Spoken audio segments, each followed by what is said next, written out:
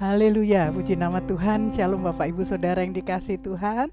Apa kabar pagi hari ini? Saya percaya kita semua ada dalam zona berkat Tuhan. Semua kita diberkati Tuhan.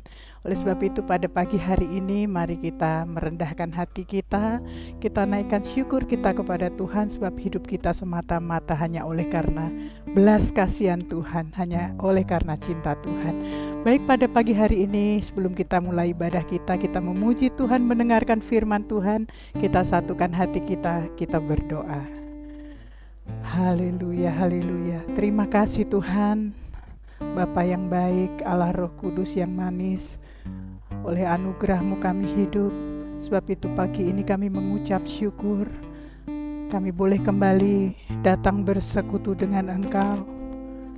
Terima kasih Tuhan. Suci kuduskan setiap hati kami, sucikan pikiran kami, sucikan seluruh hidup kami, sehingga kami layak menaikkan pujian kami bagi Tuhan. Kami layak duduk diam di bawah kaki-Mu Tuhan, untuk mendengarkan firman-Mu. Pagi ini Tuhan, kami rindu mempersembahkan ibadah yang terbaik bagi Tuhan. Di dalam nama Tuhan Yesus Kristus Tuhan, Juru Selamat kami, Allah yang berkarya, Allah yang bekerja di antara kami. Kami mau berdoa dan mengucap syukur. Haleluya. Amin. Haleluya. Oh, haleluya. Terima kasih Tuhan. Mari Tuhan basuh setiap kami dengan darah-Mu. Suci kuduskan dan layakkan kami di hadapan-Mu. Haleluya. Basuh aku di dalam darah-Mu, anak domba.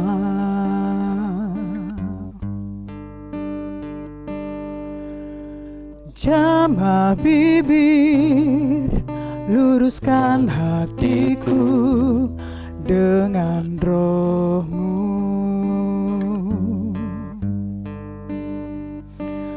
Ku rindu kemuliaan Tuhan, lebih dari segala harta. Jadikan ku hamba berkenan kepadamu,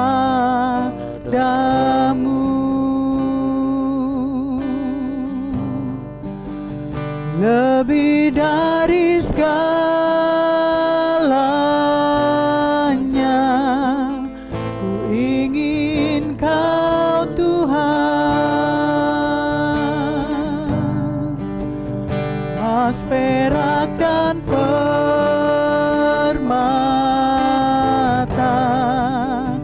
tiada artinya. Ini ku ingin lebih dekat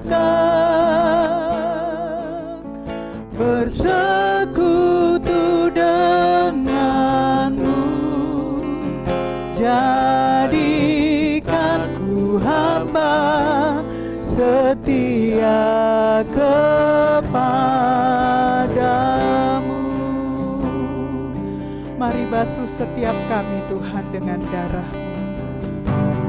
Basuh aku di dalam darah-Mu, anak domba.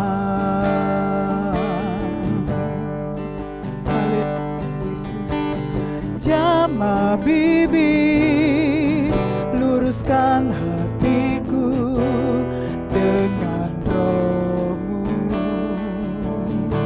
Kami rindu Tuhan, ku rindu kemuliaan Tuhan,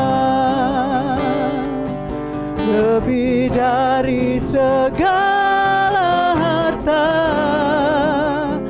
Jadikan ku hamba berkenan kepadamu, lebih dari segalanya, lebih dari segalanya. Ku ingin Kau Tuhan,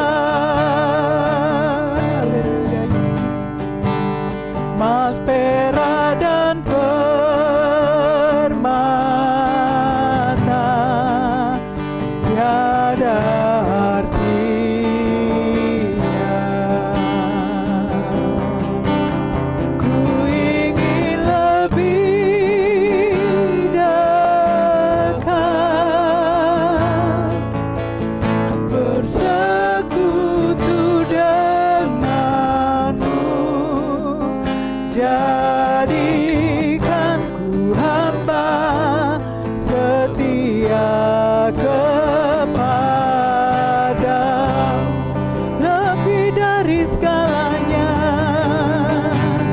lebih dari segalanya.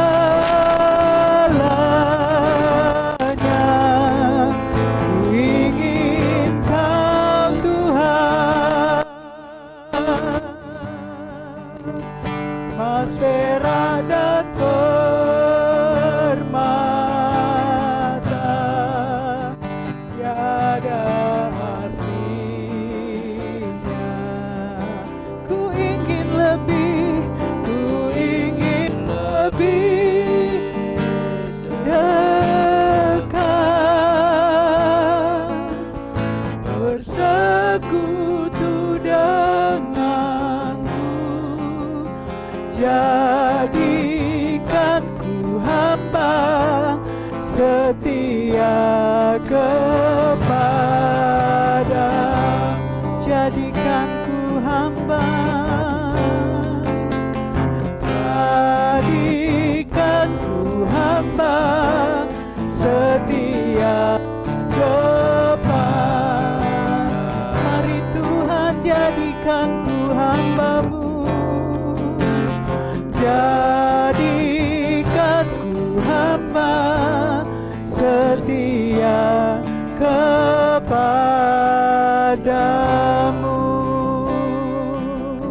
Haleluya, haleluya. Terima kasih Tuhan. Mari kita berdoa untuk menyambut renungan pagi ini. Bapa Surgawi, Engkaulah Allah bagi kami dalam saat susah maupun senang. Engkau adalah Allah yang setia dalam segala perubahan-perubahan yang ada. Janji-Mu tetap dan dapat dipercaya. Pagi hari ini kami hendak mendengarkan sabda-Mu. Berkata-katalah kepada kami, lawat setiap kami, kuatkan kami.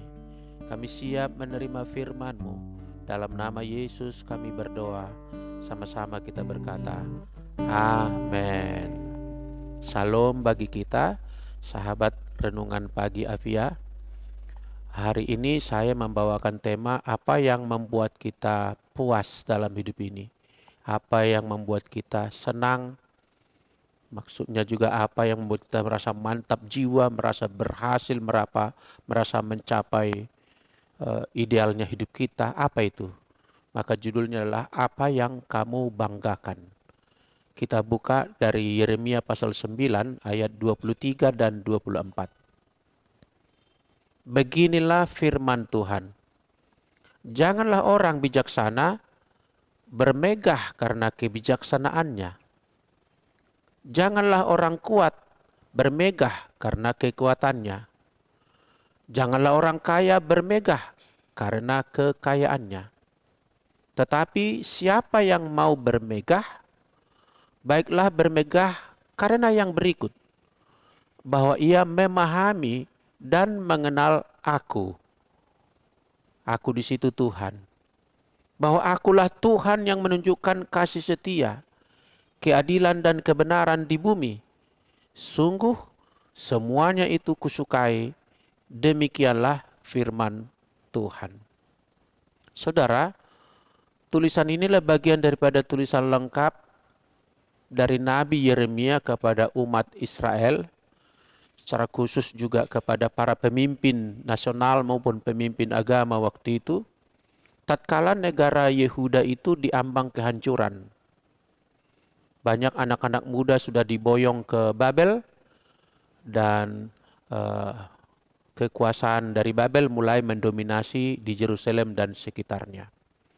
Nah, di sini Nabi Yeremia mengingatkan supaya kamu para pemimpin itu, kamu orang-orang cerdik pandai itu, kamu orang-orang yang menggembalakan umatku itu, janganlah kamu bermegah karena kebijaksanaanmu, karena kekuatan yang ada padamu, termasuk itu kekuatan pasukan kuda dan tentara, atau karena kekayaanmu. Ini para pemimpin, saudagar-saudagar mungkin waktu itu. Nah, diingatkan oleh Nabi Yeremia. Saudara, nanti firman yang tadi kita baca dikutip oleh Rasul besar, Rasul Paulus. 1 Korintus pasal 1 ayat 13, dia berkata, karena itu seperti ada tertulis. Nah, ini dia merujuk kepada tulisan Nabi Yeremia. Barang siapa bermegah, hendaklah ia bermegah di dalam Tuhan. Memang kutipannya tidak persis sama, pertama karena Yeremia dalam tulisan itu adalah bahasa Ibrani dan Perjanjian Baru dalam bahasa Yunani. Lagi pula ini semacam suatu paraphrase ya. Kutipan yang diambil dari sumber dalam hal ini tulisan Yeremia, tetapi dengan kalimat atau kata-kata yang dibuat sendiri oleh Paulus tanpa mengubah makna aslinya. Intinya, barang siapa bermegah, hendaklah bermegah di dalam Tuhan. Bukan di dalam kebijaksanaan atau kepintaran, bukan di dalam kekuatan atau apalah tentara, bukan di dalam kekayaan ataupun harta. Paulus menyoroti itu ketika dia berbicara kepada umat di Korintus. Hai kamu orang Korintus, harus tahu bahwa apa yang bodoh bagi dunia itu dipilih Allah untuk memalukan orang-orang berhikmat.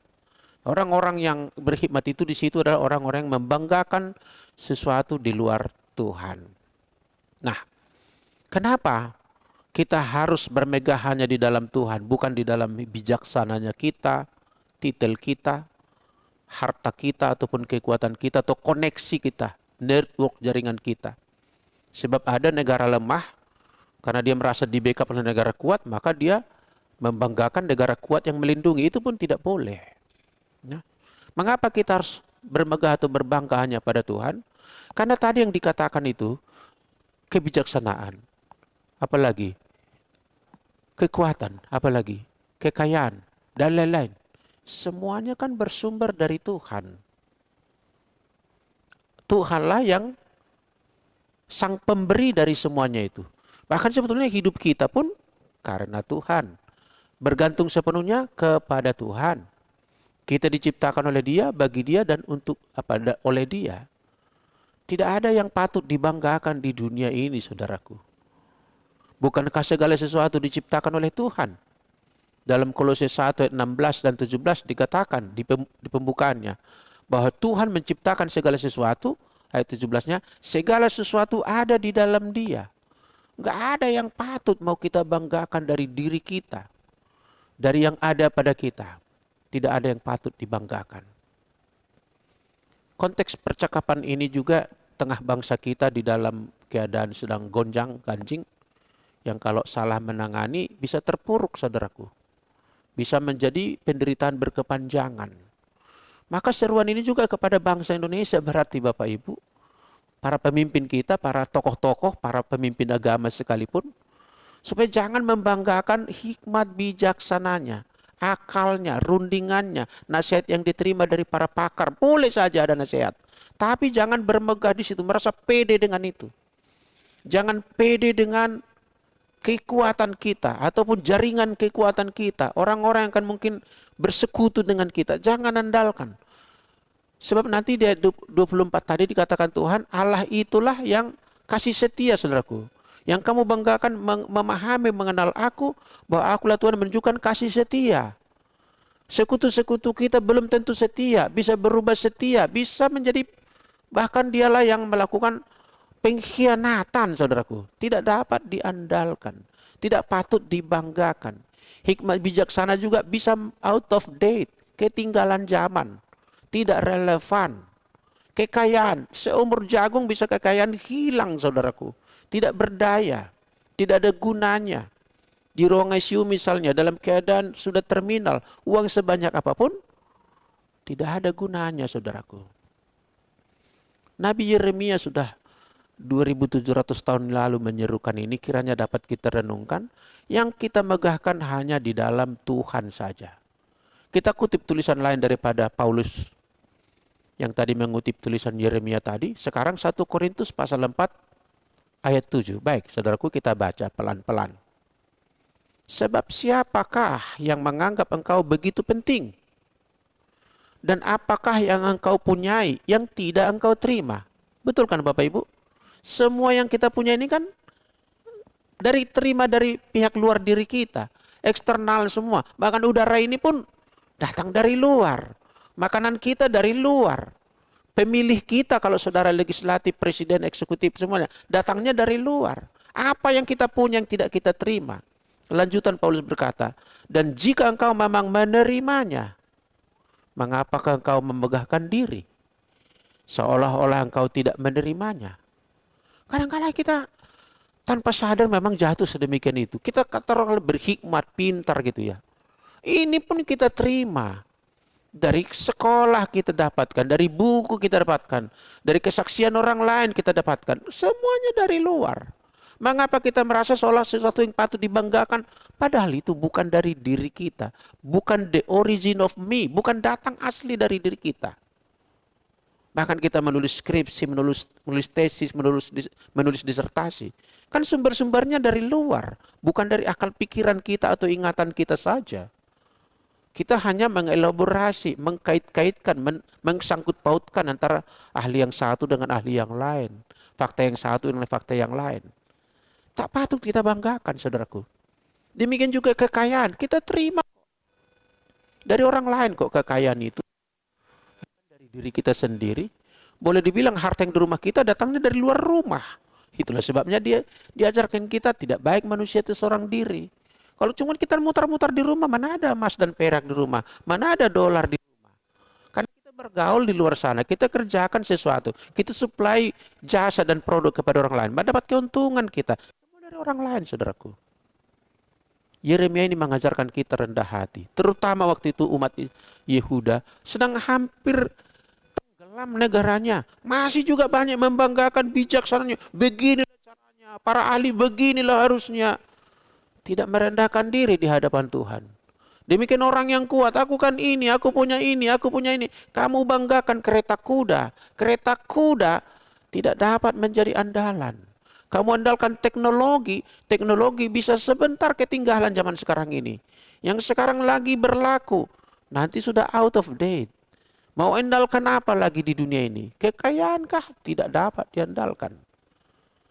Kita lihat kemarin ada peragaan di depan kita viral. Dalam hitungan jam, harta ludes dari rumah. Yang kita koleksi, yang kita banggakan, kita pajang figura. Kita berikan perawatannya, semua hilang dalam hitungan 1 jam, nggak sampai, saudaraku. Tidak patut dibanggakan. Di dunia fabel dikenal burung merak, saudaraku. Burung merak, peacock. Burung merak ini dalam cerita binatang itu digambarkan binatang yang sombong, angkuh. Dia suka merentangkan sayapnya, lalu bulunya juga mekar gitu ya. Memperagakannya, mempertontonkannya di hadapan teman-temannya. Di situ ada ayam, ada kera, ada bebek, ada binatang lain. Dia memperagakan. Dengan angkuhnya dia merasa dia paling hebat. Sementara dia pamer diri, datanglah seekor burung gagak menghampiri. Burung gagak berbicara. Burung merak, sayap dan bulu indahmu itu tidak ada gunanya loh. Buktinya kamu tidak bisa terbang, katanya. Mulai dia sadar. Iya ya, buluku memang cantik, tapi aku tidak bisa terbang. Nama aku burung, tapi aku tidak seperti yang lain bisa terbang. Datang lagi seekor angsa. Sambil berenang dia berkata, burung merak, sekalipun buluku dan kepakku tidak sehebat punyamu, tidak secantik punyamu, tapi aku bisa terbang loh, katanya. Itu menyadarkan, saudaraku, burung meraknya. Burung meraknya merasa sekarang dia bukanlah primadona seperti bayangan dirinya. Kelebihan yang ada padanya ternyata tidak membuat dia unggul dalam segala hal. Berarti kelebihan yang ada padanya tidak dapat dibanggakan. Demikianlah kita, saudaraku. Ada sesuatu mungkin kita di situ unggul dalam bidang itu, tak patut dibanggakan. Tahu hidup ini kan bukan hanya soal keunggulan kita itu tadi. Keunggulan tadi itu tidak berlaku untuk semuanya. Ada kadang-kadang orang karena bos di kantor, di parkiran pun merasa bos. Apalagi parkirannya parkiran publik. Publik area, merasa dia bos juga di situ. Oh tidak, saudaraku. Anda bos di kantor. Anda direktur di perusahaanmu saja. Ketika di jalan raya, Anda rakyat biasa. Tidak ada yang patut dibanggakan. fenomena zaman ini, banyak orang membanggakan mungkin bukan seperti burung merak tadi, tapi membanggakan kecantikannya. Mungkin karena dia dapat duit di situ, lalu banyak uangnya, dialah merasa hebat dengan kecantikannya itu. Atau body six pack-nya gitu ya, dibanggakannya kalau dia cowok gitu ya. Memperagakan apa lagi orang? Membanggakan apa? Hartanya, villanya lah, mobil mewahnya lah, jam tangannya lah, lukisan antik di rumahnya lah, benda purbakala yang dikoleksinya lah, atau mungkin jabatannya, bukan saja satu jabatannya, di tempat lain dia jabatan ini, di tempat lain dia jabatan itu, dipamer saudaraku. Atau jaringannya. Aku loh punya ini, punya kawan ini, aku tinggal telepon, saya angkat. Saya pernah mendengar orang itu membanggakan di depan saya. Kalau apa-apa perlu saya telepon, ini fotonya karena di handphone ditunjukkan orang itu. Orang penting di Indonesia ini. Membanggakan saudaraku. Orang yang sekarang penting bisa hari ini atau besok tidak penting lagi. Ada lebih mengerikan lagi yang disebut kesombongan rohani. Yang disombongkannya, yang dibanggakannya, jabatan rohaninya, karunia yang ada padanya. Seperti jemaat Korintus itu memang kan merasa karunia saya lebih penting daripada karuniamu. Itu kan mereka terjadi pertandingan antar karunia di kota Korintus. Golongannya juga diadu. Aku golongan Apolos, kamu golongan Agabus, kamu golongan Paulus. Oh, yang lain berarti kami dong golongan Kristus. Membanggakan hanya sektenya saja. Kalau orang tidak membanggakan Tuhan, dia akan menggantikan sesuatu untuk dibanggakan. Itulah hakikat khotbah saya 2 minggu lalu dan khotbah Ibu Gembala GBI FST Budi minggu kemarin. Tentang berhala di dalam hati kita. Kita yang bikin itu. Sering orang ambisius untuk sesuatu hal. Ambisius. Ada orang ambisi untuk apa? Ambisi untuk selalu dia harus diakui. Omongannya harus semua diakui. Dia harus dihormati. Ambisi begitu rupa. Dia membanggakan itu. Dan untuk mencapai itu dia bisa melakukan apa saja. Demi sesuatu yang dibanggakannya itu. Dan kalau sudah sesuatu yang dibanggakannya itu di tangannya, dia akan memamerkannya. Dia akan merasa sombong dengan itu. Dan lama-lama bisa jadi berhala bagi dia itu.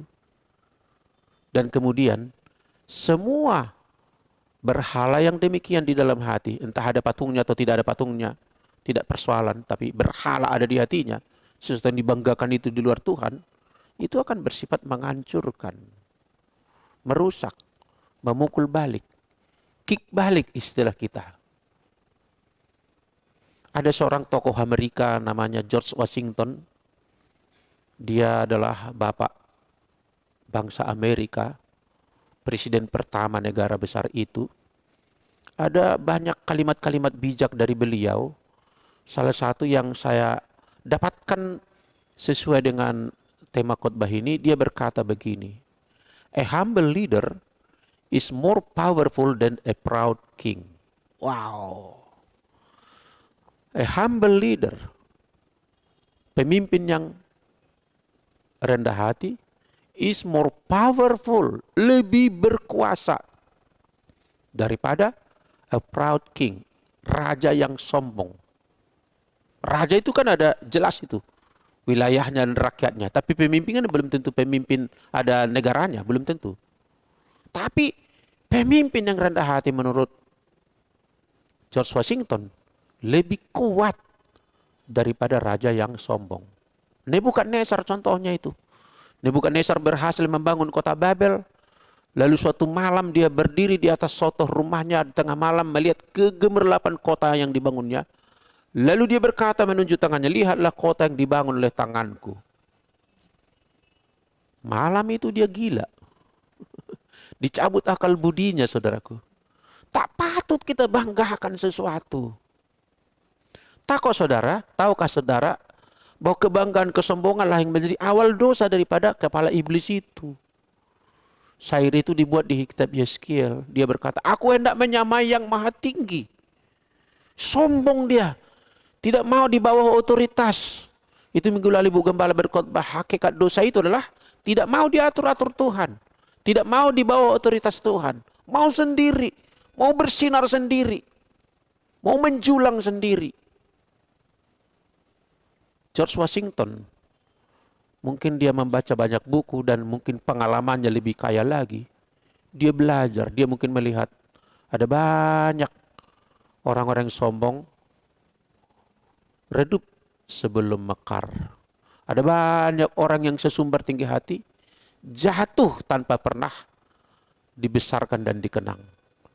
Maka perkataan dia ini penting untuk kita simak seluruh. Jangan menyombongkan apapun, lebih baik rendah hati. Itu lebih kuat daripada semua raja-raja yang menyombongkan dirinya. Kita baca ayat-ayat renungan. Amsal 16 ayat 18 berbunyi, kecongkakan mendahului kehancuran. Kecongkakan itu kan itu tadi, sesuatu dibanggakan yang bukan Tuhan. Dan tinggi hati mendahului kejatuhan. Saudara boleh lihat, siapa saja yang tinggi hati dan congkak, lihat, next, jatuh. What next? After proud, jatuh. What next after pride? Kehancuran, saudaraku. Udah pasti. Firman ini tidak bisa juga kita mengelak dari kebenaran ini. Ini hukum ilahi yang ditanam di alam semesta ini. Nggak bisa kita lari dari hukum ini. Artinya berarti sekarang kita rendah hati saja. Tadi ayat 24 Yeremia itu berkata begini, ini penting ya. Jadi kalau kamu mau bermegah, kata dia, bermegahlah dalam hal ini, yaitu bahwa kamu memahami dan mengenal aku. Memahami di situ artinya memiliki pengertian tentang Tuhan. Menjadikan Tuhan itu, saya pahami dialah sumber segala-galanya yang menyelamatkan bangsaku, menyelamatkan negeriku, menyelamatkan aku, melawan musuhku gitu ya. Dan dikatakan dan mengenal aku. Kata mengenal aku di sini bukan mengetahui informasi tentang Tuhan. Bukan pengetahuan teologi bahkan. Dalam bahasa Ibrani itu kata mengenal di situ dari kata dasar yada dan kata Yunani yang sama ginosko. Yada maupun ginosko artinya sama. Artinya mengenal sungguh. Mengenal dari dekat. Mengenal sekenal-kenalnya. Mengenal karena berjalan bersama. Atau suami istri karena hidup bersama. Dia kenal. Memiliki persekutuan. Memiliki pengalaman dengan Tuhan. Berarti di sini Nabi Yeremia sedang menggiring kita supaya jangan kita memegahkan kebijaksanaan kita, jangan kekuatan kita, jangan kekayaan kita, jangan kemolekan kita, jangan jaringan kita, jangan sesuatu yang ada pada kita dan sekitar kita, melainkan memiliki persekutuan dengan Tuhan. Dan Tuhan itu yang menunjukkan kasih setia. Tuhan itu yang menunjukkan keadilan. Tuhan itu yang menyatakan kebenaran. Barang siapa membanggakan Tuhan, dia layak berkata seperti Paulus, jika Tuhan di pihakku, siapakah lawanku? Saya tiba pada bagian akhir renungan kita di Jumat pagi ini, Bapak Ibu. Mari kita renungkan lagi satu ayat Matius 23:12. Ini perkataan Tuhan Yesus. Dan barang siapa meninggikan diri, ia akan direndahkan. Ini hukum ini. Firman kudus ini. Dan barang siapa merendahkan diri, ia akan ditinggikan. Merendahkan diri tadi itulah karena saya bangga mengenal Tuhan dan memiliki pemahaman tentang Dia. Maka kita tiba pada kalimat terakhir yang kita baca dari tulisan Paulus tadi. 1 Korintus 1 ayat 31. Karena itu seperti ada tertulis. Nah ini pun untuk kita. Seperti ada tertulis. Beberapa tulisan sudah kita bacakan dan kita tampilkan dari tadi. Bunyinya, barang siapa bermegah, hendaklah ia bermegah di dalam Tuhan. Mari kita banggakan Tuhan. Kita merasa mantap jiwa karena Tuhan beserta kita. Kita merasa senang karena Tuhan. Seperti Mazmur Daud berkata, Tuhanlah gembalaku, takkan kekurangan aku. Tuhan memberkati kita. Mari kita akhiri dengan berdoa dan menerima berkat Tuhan. Mari kita berdoa. Terima kasih Bapa Surgawi, di Jumat pagi ini atau di malam manapun, di pagi hari apapun, di waktu manapun ini akan dilihat atau ditonton. Kiranya Engkau memberkati kami atas hikmat dari firman-Mu, supaya kami sungguh-sungguh bermegah di dalam Tuhan. Engkaulah sumber segala yang baik bagi kami. Engkaulah yang membuat jiwa kami tenang, membuat jiwa kami puas, membuat kami sukses, dan mengenal Engkaulah kebanggaan kami yang tertinggi. Terima kasih Tuhan, terima kasih. Di pagi ini kami secara khusus berdoa untuk bangsa dan negara kami Indonesia yang selama sebulan terakhir ini gonjang-ganjing dengan banyak sekali hal-hal yang mencemaskan. Maka kami berdoa supaya Tuhan mengulurkan tangan-Mu atas negeri ini, memberikan damai sejahtera atas Indonesia, memberikan keamanan, memberikan keadilan, bahkan memberikan segala terobosan yang baik agar negeri ini diberkati oleh Tuhan.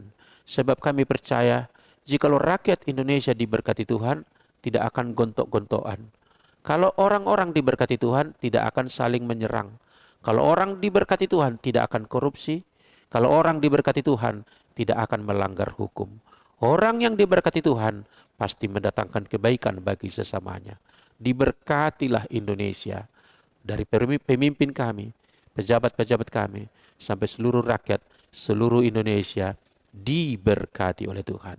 Terima kasih Tuhan, kami akan menerima berkat-Mu di pagi hari ini. Mari Bapak Ibu kita akhiri renungan ini dengan menerima berkat Tuhan. Tuhan memberkati dan melindungi engkau. Tuhan menyinari engkau dengan wajah-Nya, memberikan kepadamu kasih karunia. Tuhan menghadapkan wajah-Nya kepadamu, maka penuhlah engkau dengan damai sejahtera. Di dalam nama Bapa, Anak, dan Roh Kudus. Haleluya. Sama-sama kita katakan, amin. Salam bagi kita.